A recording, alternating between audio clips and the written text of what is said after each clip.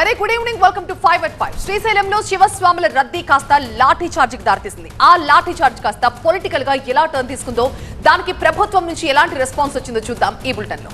Forensic lab లో fire accident ఎందుకు జరిగింది, ఎలా జరిగింది, జరిగిన నష్టం ఎంత, వీటిపై ఆరా తీస్తున్న సెంట్రల్ టీమ్స్ కి ఏమైనా క్లూస్ లభించాయా? ఆ డీటెయిల్స్ ట్రాక్ చేద్దాం 5 at 5 లో. పవన్ కళ్యాణ్ ఉద్దేశించి తెలంగాణ ఎమ్మెల్యే అనిరుద్ధ్ చేసిన వ్యాఖ్యలు ఎలక్షన్ కమిషన్ దాకా వెళ్లాయి. అసలు అనిరుద్ధ్ ఏమన్నారు, జనసేన చెప్తున్న అభ్యంతరం ఏంటో కూడా చూద్దాం. రేపే ఏపీ అసెంబ్లీ, ఇంతకీ సభకి వైసీపీ వస్తుందా రాదా? వచ్చే దమ్ము లేదంటున్న టీడీపీకి విపక్షం ఏం ఆన్సర్ ఇస్తోంది? వచ్చినా ఒక్కరోజనే సెషన్ అంతా ఉంటుందా? చూద్దాం. ఇక 5th and final one, Lok Sabha speaker Om Birla విశ్వాసానికి పరీక్ష పెడుతోంది విపక్షం. రాహుల్ చేస్తున్న ఈ ప్రయత్నాలు ఎక్కడి దాకా వచ్చాయి, స్పీకర్ ఏమంటున్నారు, ఆ డీటెయిల్స్ కూడా చూసేద్దాం 5 at 5.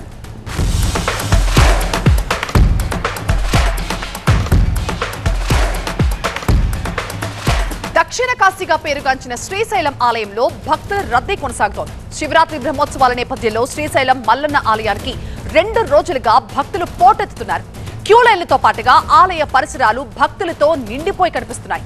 నల్లమల అడవుల్లో కాలినడకన వచ్చే భక్తుల సంఖ్య కూడా భారీగా పెరుగుతోంది. శివస్వాములు ఇరుముడితో కాలినడకన శ్రీశైలానికి చేరుకుంటున్నారు. భక్తుల రద్దీతో స్వామి అమ్మవార్ల గ్రామోత్సవాన్ని కూడా అధికారులు రద్దు చేశారు. నిన్నటి ఘటనతో అధికారులు, పోలీసులు అలర్ట్ అయ్యారు. కలెక్టర్, ఎస్పీ, డీఐజీ అందరూ శ్రీశైలంలోనే మకాం వేశారు. శివస్వాములు భారీగా తరలి వస్తుండటంతో ఎలాంటి ఇబ్బందులు లేకుండా చర్యలు తీసుకుంటున్నారు. శివస్వాములు, సామాన్య భక్తుల దర్శనాలు ప్రశాంతంగా జరిగేలాగా ఏర్పాట్లు చేశారు. కర్నూలు కలెక్టర్ రాజకుమారి, ఎస్పీ సునీల్ శరణ్ ఆధ్వర్యంలో పర్యవేక్షణ కొనసాగుతోంది. శివాలయాల్లో రద్దీపై దేవాదాయ శాఖ, హోంశాఖలతో సీఎం చంద్రబాబు ఢిల్లీ నుంచి సమీక్ష చేశారు. ప్రధానంగా శ్రీశైలంలో వసతులపై అధికారులను ఆరా తీశారు సీఎం.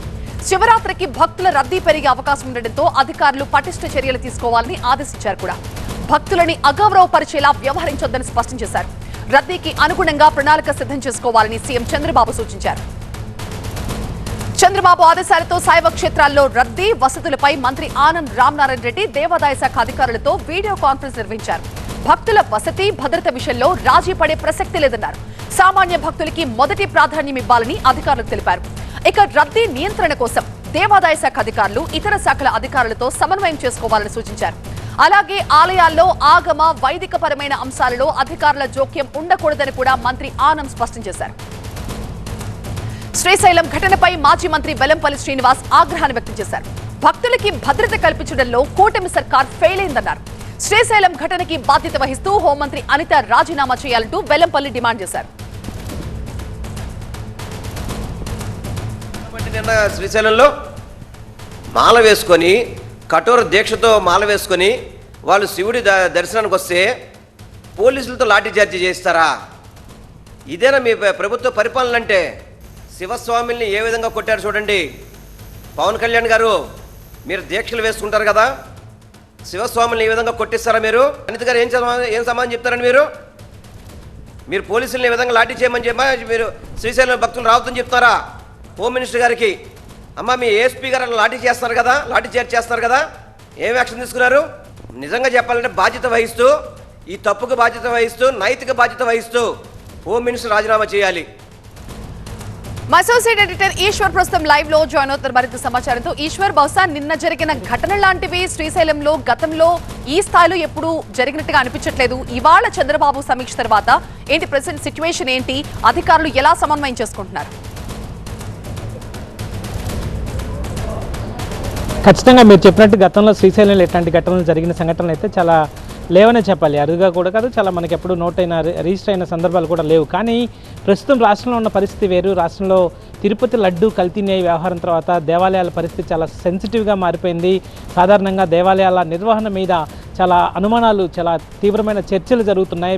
పూర్తిగా సోషల్ మీడియా వేదికగా కావచ్చు, లేకపోతే మొత్తం రాజకీయ పార్టీల వేదికగా కూడా పెద్ద ఎత్తున దేవాలయాల నిర్వహణకు సంబంధించి పెద్ద ఎత్తున చర్చలు జరుగుతున్నాయి. ఈ నేపథ్యంలో సాధారణంగా దేవాలయాలు అంటేనే ఒక నమ్మకం, ఆ నమ్మకానికే భంగం వాటిల్లింది, ఆ నమ్మకానికే భగ్నం కలిగే పరిస్థితులు రాష్ట్రంలో నెలకొన్నాయన్న ఒక భావన దాదాపుగా అందరి ప్రజల్లో ఉంది. ఇట్లాంటి నేపథ్యంలో, ఇట్లాంటి అత్యంత సున్నితమైన పరిస్థితుల నేపథ్యంలో మరొకవైపు హిందూ మత భావాలంటూ ధర్మ పరిరక్షణకు సంబంధించిన అంశాలు దెబ్బతిన్నాయంటూ, మనోభావాలు దెబ్బతిన్నాయంటూ రాజకీయాలు కూడా వేడెక్కిన నేపథ్యంలో శ్రీశైలంలో చోటు చేసుకున్న ఘటన మాత్రం పెద్ద ఎత్తున సంచలనం కలిగించిందని చెప్పాలి. రాష్ట్ర దృష్టిని అంతా ఆకర్షించింది. ఎందుకంటే గతంలో ఇట్లాంటి ఘటనలు ఇట్లాంటి ఆస్పీషియస్ డేస్లో గతంలో చూసాం. తిరుపతిలో తొక్కేస్తాడు జరిగింది, సింహాచలంలో జరిగింది, శ్రీకాకుళం కాశీబుగ్గ టెంపుల్లో జరిగిన ఘటనలు అందరి కళ్ళల్లో మెదులుతున్న నేపథ్యంలో ఇంకొక సంఘటన దాదాపుగా నిన్న పెద్ద ఎత్తున లాఠీచార్జ్ చేయాల్సి వచ్చిందంటే అక్కడ ఆ రద్దీని నియంత్రించే వ్యవస్థల లోపం కారణంగా అక్కడ కొంత లాఠీచార్జ్ చేయాల్సిన పరిస్థితి. అదే సమయంలో అందరూ శివమాలలు వేసుకున్న వాళ్ళు, అనేక దీక్షలతో అక్కడికి వచ్చిన వాళ్ళు కాబట్టి ఇది ఇంకా సెన్సిటివ్గా మారింది. ఈ నేపథ్యంలో ప్రతిపక్షాలు కూడా పెద్ద ఎత్తున ఫోకస్ చేస్తున్నాయి. ఏకంగా హోంమంత్రిని రాజీనామా చేయాలంటూ డిమాండ్ చేస్తున్న నేపథ్యం కాబట్టి ముఖ్యమంత్రి ఈరోజు ఢిల్లీలో ఉన్నప్పటికీ కూడా చాలా కీలకమైన పర్యటన. ముఖ్యమంత్రి ఈరోజు దాదాపుగా 5 కేంద్ర మంత్రులను కలుస్తున్నారు, అలాగే మరికొన్ని ప్రైవేట్ కార్యక్రమాల్లో పాల్గొంటున్నారు. ఇంత బిజీగా ఉన్నప్పటికీ కూడా ఇక్కడ ఉన్న రాష్ట్రంలో చోటు చేసుకుని ఉన్న అత్యంత సున్నితమైన పరిస్థితుల నేపథ్యంలో దాదాపుగా గంట పాటు దీనికి వెచ్చించి ఒక కాన్ఫరెన్స్ తీసుకున్న నేపథ్యం కనిపించింది. అందులో కూడా చాలా శైవ క్షేత్రాలన్నిటికీ ఇప్పుడు శివరాత్రి నేపథ్యంలో పెద్ద ఎత్తున భక్తులు వచ్చే నేపథ్యం కనిపిస్తోంది. దీనికి అందరూ అలర్ట్ అవ్వాల్సిన నేపథ్యం. ఇంకొక ఘటన జరిగిందంటే మాత్రం చాలా తీవ్రమైన చర్యలు ఉంటాయని ముఖ్యమంత్రి తీవ్ర స్వరంతోనే హెచ్చరించారు. ఎందుకంటే ఇట్లాంటి ఘటనలు జరుగుతాయని భావించాలి, ఊహించాలి. అట్లాంటి యాంటిసిపేషన్ లేకుండా కనీసం అంత పెద్ద దేవాలయాలు, సాధారణంగా ఇతర దేవాలయాలు అంటే కొంత అంచనాకు మించి వచ్చారనుకోవచ్చు, కానీ శ్రీశైలం అంటే మీరు చెప్పినట్టుగా జ్యోతిర్లింగ పీఠం, శక్తిపీఠం, అత్యంత పవిత్రమైన, అత్యంత పెద్ద ఎత్తున నమ్మకం కలిగిన దేవాలయం కాబట్టి ఇట్లాంటి దేవాలయాల్లో కూడా ఇట్లాంటి సంఘటనలు జరుగుతున్నాయంటే వ్యవస్థలో లోపం ఉన్నట్టుగా ముఖ్యమంత్రి కూడా చాలా తీవ్రంగానే దీన్ని పరిగణించారు. అందుకని అంత ప్రాధాన్యత ఇచ్చి ఢిల్లీ నుంచే స్వయంగా దాన్ని పర్యవేక్షించి హోంమంత్రిని అలాగే దేవాదాయ శాఖ మంత్రిని ఇద్దరిని అక్కడికి వెళ్ళి ఫీల్డ్లో విజిట్ చేయమని చెప్పారు. ఇంకొకసారి జరగకుండా అన్ని దేవాలయాల్లో ఇట్లాంటి సేఫ్టీ ప్రోటోకాల్స్ విషయంలో కాంప్రమైజ్ కాకుండా చేయాల్సిన అవసరాన్ని ముఖ్యమంత్రి స్వయంగా మరో వీడియో కాన్ఫరెన్స్ ద్వారా చెప్పడమే కాకుండా హెచ్చరించిన నేపథ్యంలో కొంత పరిస్థితి అయితే కంట్రోల్లోకి వచ్చే అవకాశం ఉంది. ఎందుకంటే రాష్ట్రంలో ప్రస్తుతం ఉన్న అత్యంత సెన్సిటివిటీ నేపథ్యంలో అన్ని శైవ క్షేత్రాల్లో చాలా పటిష్టమైన ఏర్పాట్లే ప్రస్తుతం చేస్తున్న నేపథ్యం. అందరి ఫోకస్ కూడా అధికారులు అందరూ కూడా శివరాత్రి నేపథ్యంలో అందరూ శివాలయాల మీద ఫోకస్ చేశారు. అదే సమయంలో భక్తులు కూడా చాలా జాగ్రత్తలు తీసుకోవాలి, పోలీసులు సహకరించాల్సిన అవసరాన్ని కూడా ప్రభుత్వం గుర్తు చేస్తున్న నేపథ్యం. అయితే ఈ వేదికగా మళ్ళీ ఒకసారి రాజకీయాలు వేడెక్కాయి. 2 అధికార ప్రతిపక్ష పార్టీల మధ్య యథాలాపంగా ఆరోపణలు ప్రత్యారోపణలు చోటు చేసుకున్న నేపథ్యం అయితే కనిపిస్తుంది. Over to studio. Right Eshwar, ప్రస్తుతం ఇక మిగతా డీటెయిల్స్ చూద్దాం. నాంపల్లి FSL అగ్ని ప్రమాదంపై పోలీసు ఉన్నతాధికారులు దర్యాప్తు ముమ్మరం చేశారు. CFSL, fire, Nagpur fire academy, local పోలీసుల బృందాలతో దర్యాప్తు చేస్తున్నారు.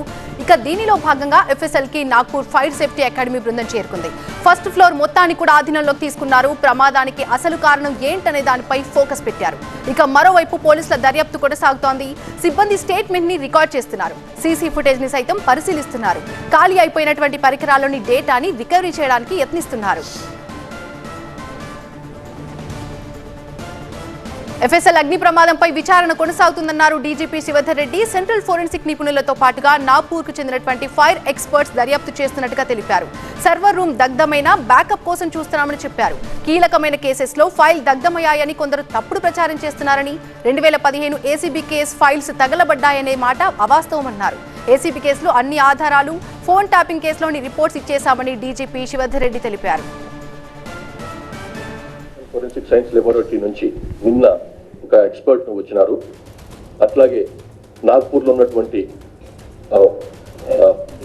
Fire safety institute of fire safety and అది ఒకటి ఉంది, చాలా టాప్ ఇన్స్టిట్యూట్ అది భారతదేశంలోనే. అక్కడి నుంచి కూడా నిష్ణాతులు వచ్చినారు, ఎక్స్పర్ట్స్ వచ్చినారు. వాళ్ళు ప్లస్ వీళ్ళు CFSL వాళ్ళు కలిసి దాన్ని ఆ సోర్స్ ఆఫ్ ఫైర్ ఏంటిది, ఎట్లా వచ్చింది అన్నది ఎంక్వైరీ చేస్తున్నారు. సో కొన్ని రోజుల్లో మనకు పూర్తి వివరాలు బయటకు వస్తాయి దాని గురించి. ఆ పరిస్థితి ఉందని లేదు, మీరు భయపడ అవసరం లేదు, బాధపడ అవసరం లేదు. చాలా మంది ఏంటంటే అన్ఫార్చునేట్లీ తెలిసి తెలవక స్టేట్మెంట్లు ఇచ్చినారు. ఏది అందులో ఏదో పాత కేసు, చాలా కీలకమైనటువంటి కేసు సంబంధించినటువంటి అవన్నీ పోయినాయని చెప్పి టోటల్లీ ఫాల్స్. అది అట్లాంటిది ఏం పోలేదు. పూర్తి అప్డేట్స్ అందించడానికి మా సీనియర్ కరెస్పాండెంట్ రంజిత్ లైవ్ లో సిద్ధంగా ఉన్నారు. రంజిత్, కాలిపోయినటువంటి పరికరాల నుంచి డేటావన్నీ రికవరీ చేసే ప్రయత్నాలు ఎంతవరకు వచ్చాయి? సెంట్రల్ టీమ్స్ చేస్తున్నటువంటి ఈ ఎంక్వైరీలో ఇప్పటి వరకు క్లూస్ ఏమైనా లభించాయా? ప్రస్తుతం 4 విభాగాలకు సంబంధించిన బృందాలు ఇప్పుడు ఇంకా FSL కార్యాలయంలో ఉన్నాయి. CFSL బృందంతో పాటు నాగ్పూర్కి సంబంధించిన ఫైర్ అకాడమీ బృందం, ఆ తర్వాత లోకల్ పోలీసులు, సైఫాబాద్ ఏసీపీతో పాటు ఇంకా ఇక్కడ క్లూస్ టీమ్ కూడా ఆధారాలు సేకరిస్తుంది. ప్రమాదానికి సంబంధించిన గల కారణాలపై కూడా వివరాలు సేకరించడంతో పాటు లోపల కాలిపోయినటువంటి పరికరాలని కూడా క్లూస్ టీమ్ పరిశీలిస్తుంది. ప్రమాదానికి గల కారణాలు, ఆ ప్రమాదం జరిగేటువంటి సమయంలో విధుల్లో ఎంతమంది ఉన్నారు, బయోమెట్రిక్ విధానం ద్వారా ఇప్పటివరకు 12 మంది 10 నుంచి 10-20 మధ్యలో విధులకు అటెండ్ అయ్యారు కాబట్టి వారిని కూడా వారికి సంబంధించిన స్టేట్మెంట్ ఇప్పటికే నాంపల్లి పోలీసులు సేకరించారు. లోపల ఏదైతే సిబ్బంది ఉన్నారో ఈ 12 మందికి సంబంధించిన స్టేట్మెంట్ని రికార్డ్ చేశారు. దీంతోపాటు లోపల ఉన్నటువంటి ఈ తగలబడ్డటువంటి రూమ్స్ 5 రూమ్లు ఏవైతే ఉన్నాయో ఈ రూమ్లకు సంబంధించిన సీసీ కెమెరా ఫుటేజ్ని కూడా పరిశీలిస్తున్నారు. దీంతోపాటు సిఎఫ్ఎస్ఎల్కి సంబంధించిన బృందం ఇంకా లోపలే ఉండి ఆధారాలు సేకరిస్తుంది. లోపల ఖాళీపోయినటువంటి పరికరాలకు సంబంధించిన క్లూస్ని సేకరిస్తుంది. ప్రమాదానికి గల కారణాలు ఇప్పటికే ఫైర్ అధికారులు ప్రిలిమినరీ రిపోర్ట్లో షార్ట్ సర్క్యూట్ ద్వారా ఈ ప్రమాదం సంభవించిందనేది కూడా ఇప్పటికే రిపోర్ట్ని సబ్మిట్ చేశారు. కానీ ఇంకా ఫైర్ అధికారులు కూడా లోపలే ఉన్నారు, పూర్తి స్థాయిలో ఎగ్జామిన్ చేస్తున్నారు. లోపల ఏదైతే తగలబడ్డటువంటి అన్ని పరికరాలను కూడా ఆనవాళ్లు సేకరిస్తున్నారు. ప్రమాదానికి సంబంధించిన కుట్రకోణం ఉందా లేదంటే షార్ట్ సర్క్యూట్ ద్వారా ఈ ప్రమాదం సంభవించింది అన్నటువంటి దానిపైన కూడా ఇంకా లోతైన దర్యాప్తును ఇటు ఫైర్ అధికారులతో పాటు ఇక్కడ సిఎఫ్ఎస్ఎల్ ఎఫ్ఎస్ఎల్కి సంబంధించిన బృందాలు దర్యాప్తు చేస్తున్నాయి. దాదాపు ఇప్పుడు ఈ ఘటన జరిగి 3వ రోజు అవుతుంది. ఈరోజు సిఎఫ్ఎస్ఎల్ దాదాపు 6 గంటలుగా లోపల ఆనవాళ్లు సేకరించడం పాటు ఇక్కడ ఎవరైతే విధుల్లో అటెండ్ అయినటువంటి సిబ్బందికి సంబంధించిన స్టేట్మెంట్ని రికార్డ్ చేస్తున్నారు. ప్రమాదానికి సంబంధించిన విషయంలో ఆ రోజు ఏం జరిగింది 1-to-1గా విచారించడంతో పాటు ఇక్కడ పూర్తి స్థాయిలో ఆధారాలను కూడా సేకరిస్తుంది. ఇప్పుడు ఏదైతే కొన్ని ర్యాక్స్లో తగలబడ్డటువంటి ఫైల్స్ ఏవైతే ఉన్నాయి ఇవన్నీ కూడా ఓటుకు నోటు కావచ్చు, ఆ తర్వాత ఫోన్ ట్యాపింగ్కి సంబంధించిన కేసులతో సంబంధం లేదు, కానీ కొన్ని ఫైల్స్ మాత్రం తగలబడ్డాయి. ఆ కేసుకు సంబంధించిన వివరాలు ప్రస్తుతం ఇప్పుడు సేకరిస్తున్నామని చెప్తున్నారు. ఇప్పుడు ఫోరెన్సిక్ అధికారులు కూడా, ఎందుకంటే కొన్ని ర్యాక్స్లో పూర్తిగా తగలబడ్డటువంటి ఫైల్స్ ఉన్నాయి, మరికొన్ని ర్యాక్స్లో పాక్షికంగా తగలబడ్డటువంటి ఫైల్స్ ఉన్నాయి. సో వీటన్నిటిని కూడా పరిశీలిస్తున్నారు. డిజిటల్ ఎవిడెన్స్ అనేది ఇప్పుడు బ్యాకప్ రూపంలో కూడా తమ నిక్షిప్తం చేస్తున్నాం కాబట్టి ఈ తగలబడ్డటువంటి ఫైల్స్కి సంబంధించి అంటే ఇతర కేసులకు సంబంధించిన ఫైల్స్ తగలబడ్డాయి కాబట్టి వాటికి సంబంధించిన ఆధారాలన్నింటినీ కూడా తాము సేకరిస్తున్నామని చెప్తున్నారు. అలాగే కుట్రకోణంకి సంబంధించిన యాంగిల్లో సిఎఫ్ఎస్ఎల్తో పాటు నాంపల్లికి సంబంధించిన పోలీసులు దర్యాప్తు చేస్తున్నారు. ఇదే క్రమంలో విధుల్లోకి అటెండ్ అయినటువంటి సిబ్బందితో పాటు ఆ రోజు ఇన్సిడెంట్ జరిగే కంటే ముందు 1-2 గంటల ముందు ఏం జరిగిందన్నటువంటి అంశంపై కూడా ప్రస్తుతం సీసీ కెమెరా ఫుటేజ్ ద్వారా కూడా లోకల్ పోలీసులు దర్యాప్తు చేపడుతున్నారు. ప్రస్తుతం 4 విభాగాలకు సంబంధించిన బృందాలు ఇంకా ఎఫ్ఎస్ఎల్ కార్యాలయంలో ఉండి ఈ మొత్తం పూర్తి స్థాయిలో సోదాలు చేస్తున్న పరిస్థితి కనిపిస్తుంది. Right, thank you Ranjith. Telangana municipal ఎన్నికల్లో కొత్త వివాదం తెరపైకి వచ్చింది. Jadcherla MLA versus Janasena party మధ్య మాటల తూటాలు పేలుతున్నాయి. అనిరుద్ధ్ రెడ్డి విమర్శలపై ఏకంగా రాష్ట్ర ఎన్నికల సంఘానికి ఫిర్యాదు చేసింది తెలంగాణ జనసేన. తెలంగాణ వాళ్లది నరదిష్టి అని మాట్లాడిన పవన్ పార్టీ తరపున పోటీ చేసే వారికి సిగ్గుండాలి అంటూ నిన్న అనిరుద్ధ్ రెడ్డి విమర్శించారు. పవన్ ఒక ప్యాకేజ్ స్టార్ అని, మోదీ ప్రొడక్షన్లో తెలంగాణకు రావాలని పవన్ అనుకుంటున్నారని మండిపడ్డారు. తెలంగాణ ప్రజలే పవన్ కళ్యాణ్కి ఓటు వేయాలో వద్దో ఆలోచించుకోవాలి అన్నారు అనిరుద్ధ్ రెడ్డి. పవన్ కళ్యాణ్ ఏమన్నాడు? నరదిష్టి తెలంగాణ అని అన్నారు. నిలబడేటోళ్ళకి సిగ్గుండాలి. మోడీ ప్రొడక్షన్లో ఇప్పుడు తెలంగాణకు రావాలని అనుకుంటున్నారు. మళ్ళా ఇది హై బడ్జెట్, కొన్నిసార్లు హై బడ్జెట్లు 1000 కోట్లు పెట్టినవి కూడా 50 కోట్లు రావు. సో ఈ హై బడ్జెట్ గెలుస్తారా ఓడిపోతారా అనేది ప్రజలు నిర్ణయించాలి. తెలంగాణకి వచ్చిన తర్వాత మళ్ళీ ఆంధ్రోళ్ళ కన్ను మన తెలంగాణ పైన పడ్డది. మన భూముల రేట్లు ఎక్కువ ఉన్నాయి, ఆంధ్ర భూముల రేట్లు తక్కువ ఉన్నాయి. వాళ్ళు బెంగళూరు కర్ణాటక పోతే బతకలేరు, తెలంగాణకు వస్తే మనం అమాయకురము. వాళ్ళు ఏమన్నా నరదిష్టని అన్నా కానీ మనం పడి వింటున్నాము కాబట్టి మన దగ్గరకు వస్తున్నారు. తెలంగాణ ప్రజలే దీని గురించి ఆలోచించాలని చెప్పి తెలియజేస్తున్నారు. అనిరుద్ధ్ వ్యాఖ్యలపై తెలంగాణ జనసేన నేతలు ఆగ్రహం వ్యక్తం చేస్తున్నారు. ఒక రాజకీయ పార్టీగా దేశంలో ఎక్కడైనా పోటీ చేసే హక్కు తమకుంటుంది అన్నారు. జడ్చర్ల ఎమ్మెల్యే అనిరుద్ధ్ రెడ్డిపై ఎస్సీసీకి జనసేన నేతలు ఫిర్యాదు చేశారు. ఎమ్మెల్యే వ్యాఖ్యలతో తమ అభ్యర్థుల మనోభావాలు దెబ్బతిన్నాయన్నారు. రాజ్యాంగం ఇచ్చిన హక్కుతోనే తమ పార్టీ ఎన్నికల బరిలోకి ఉంది అన్నారు. మా ప్రతినిధి విద్యాసాగర్ మరింత సమాచారం అందిస్తారు. విద్యాసాగర్, అనిరుద్ధ్ చేసిన వ్యాఖ్యలకి జనసేన నేతల రియాక్షన్ మనం చూసాం. మరి ఎస్సీసీ ఎలాంటి యాక్షన్ తీసుకుంటోంది? ఏమైనా రెస్పాన్స్ ఉందా?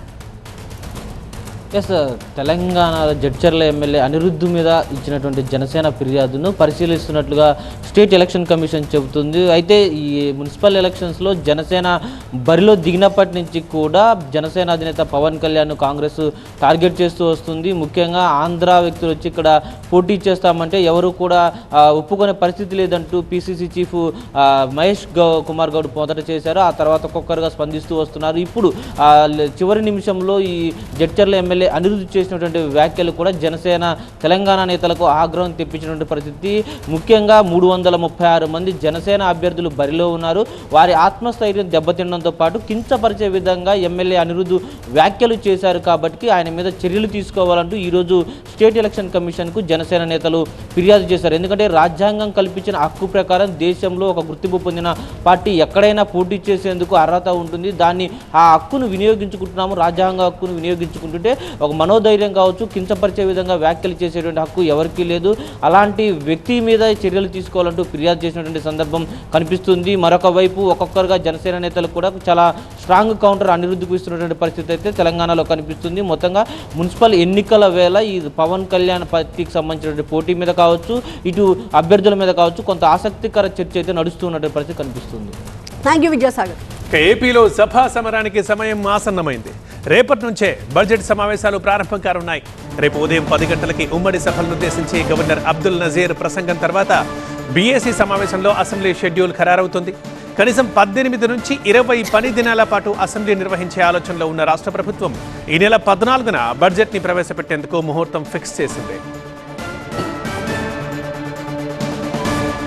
అయితే సభా సమయం, సభా ఏర్పాట్లు ఇవన్నీ పక్కన పెడితే ఈసారైనా వైసీపీ సభ్యులు అసెంబ్లీకి హాజరవుతారా లేదా అన్న ఉత్కంఠ కొనసాగుతోంది. దమ్ముంటే సభకు రండి, ప్రజా సమస్యలపై చర్చించండి అంటూ ఇప్పటికే వైసీపీకి సవాళ్లు విసురుతోంది అధికార పక్షం. అయితే ప్రతిపక్ష హోదా ఇస్తేనే సభకి హాజరవుతామంటున్న వైసీపీ ఇప్పుడు కూడా అదే మాట కట్టుబడి ఉంటుందా, లేక నిబంధనల ప్రకారం ఆ పార్టీ సభ్యులు హాజరు పట్టీలో సంతకం పెట్టేసి వెళ్ళిపోతారా అనే సందిగ్ధత ఏర్పడింది. నిబంధనల ప్రకారం 6 నెలలకోసారి సభకు హాజరు కాకపోతే సభ్యులపై అనర్హత వేటు పడే ప్రమాదం ఉంది. కాబట్టి అధినేత జగన్ సహా వైసీపీ సభ్యులందరూ సభకు హాజరయ్యే అవకాశం ఉందని తెలుస్తోంది. అయితే గవర్నర్ ప్రసంగం ముగిసేదాకా ఉంటారా, లేక అటెండెన్స్ చెప్పేసి సభకు నమస్కారం చెప్తారా? ఇప్పుడు ఇదే చర్చనీయాంశంగా మారింది. మల్టిపుల్ పార్టీస్ అన్న అపోజిషన్లో ఉన్నాయంటే అది లేదు. ఉన్నది ఒకే ఒక్క పార్టీ ప్రతిపక్షం. ఆ పార్టీని కూడా నువ్వు ప్రతిపక్షం అనడంలా, ఆ పార్టీ నువ్వు ప్రతిపక్షం ఎందుకు అనడంలా? ప్రతిపక్షం మనం అన్నాం అనుకో, ఎంతమంది ఎమ్మెల్యేలు ఉన్నా కూడా ఆ ప్రతిపక్షానికి ఒక నాయకుడు అనేవి ఉంటాడు, ఆటోమేటిక్గా ప్రతిపక్ష నాయకుడు అవుతాడు. ఆటోమేటిక్లీ ప్రతిపక్ష నాయకుడు అయినాడు అని అంటే ఆయనకు నువ్వు సభా అధ్యక్షునితో సమానంగా మైక్ ఇవ్వాల్సి వస్తుంది. అది ఇవ్వడం నీకు ఇష్టం లేదు కాబట్టి అసలు ప్రతిపక్షమే లేదంటున్నావు, అసలు ప్రతిపక్షమే గుర్తింపు ఇవ్వని అంటున్నావు. No duty no pay. డ్యూటీకి వెళ్ళినప్పుడు పేమెంట్ ఎందుకు ఇవ్వాలా? నో వర్క్ నో పే అన్న సిద్ధాంతాన్ని మనం పట్టుబడి చేయకపోతే ఇప్పుడు ఈ తరం రాబోయే తరం వరకు ఒక లెసన్ చెప్పాల్సిన అవసరం. అసెంబ్లీకి రా, మాట్లాడు, నీకు ఇష్టం వచ్చింది మాట్లాడు, విత్ ఇన్ ది లిమిట్స్. ఆ ఇష్టం వచ్చింది మాట్లాడడానికి మంత్రి సమాధానం చెప్తాడు. ఇక్కడ సమాధానం చెప్పితే చెప్పకపోతే చెప్పించి బాధ్యత నాది. పాలనను అవినీతిమయం, అసమర్థ పరిపాలన సాగించి రాష్ట్రాన్ని సర్వనాశనం చేశారు కాబట్టి జగన్మోహన్ రెడ్డి అండుకు ఈరోజు శాసనసభలో మాట్లాడడానికి జంకుతున్నారు, భయపడుతున్నారు, బెంబేలెత్తిపోతా ఉన్నారు. మా అసోసియేట్ ఎడిటర్ హసీనా లైవ్లో ఉన్నారు. హసీనా, ఒకవైపేమో speaker no work no pay అంటున్నారు, మరోవైపేమో అనర్హత వేటు పొంచి ఉంది. ఈ క్రమంలో మరి వైసీపీ రేపు అసెంబ్లీకి వస్తుందా, వచ్చిన సెషన్ మొత్తం ఉంటుందా? తాజాగా ఎవరైనా స్పందించారా దీనికి సంబంధించి?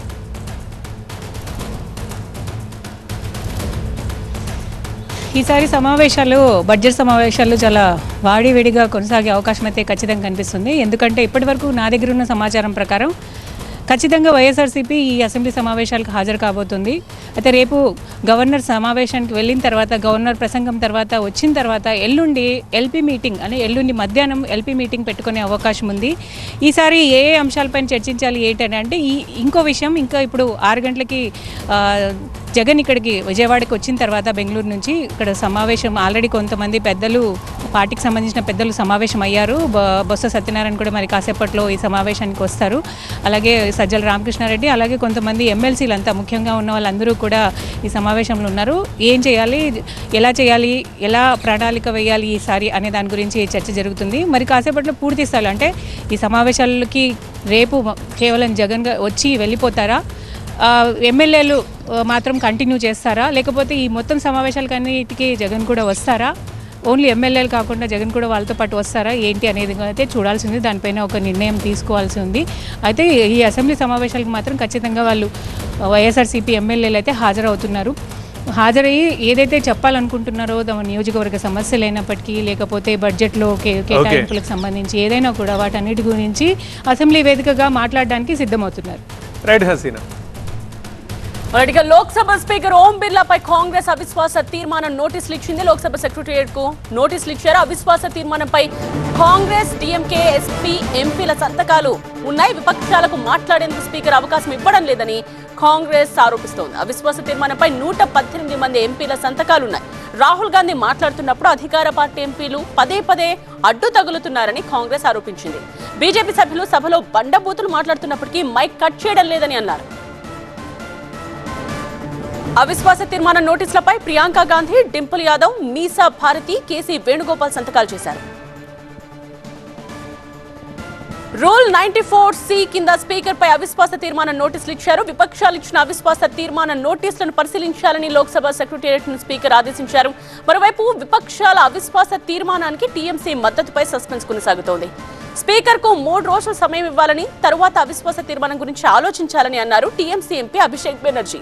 స్పీకర్ కు తమ డిమాండ్లపై కాంగ్రెస్ లేఖ రాయాలని సూచించారు.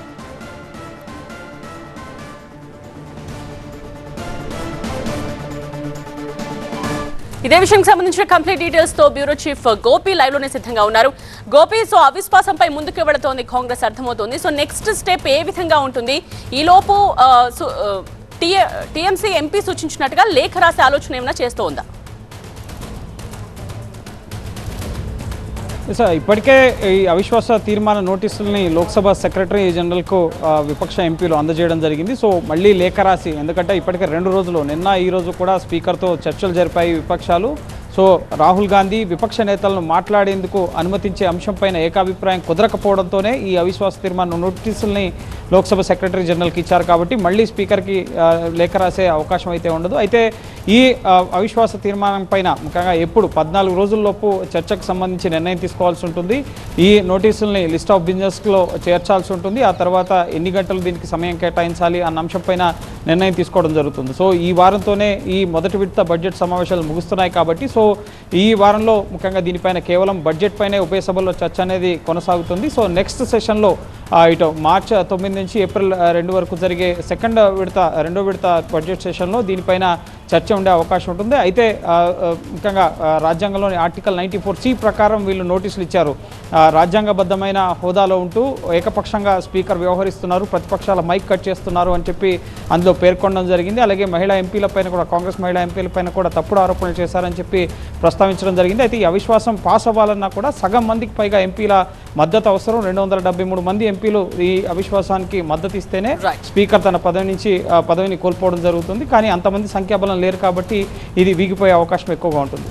రైట్ గోపి.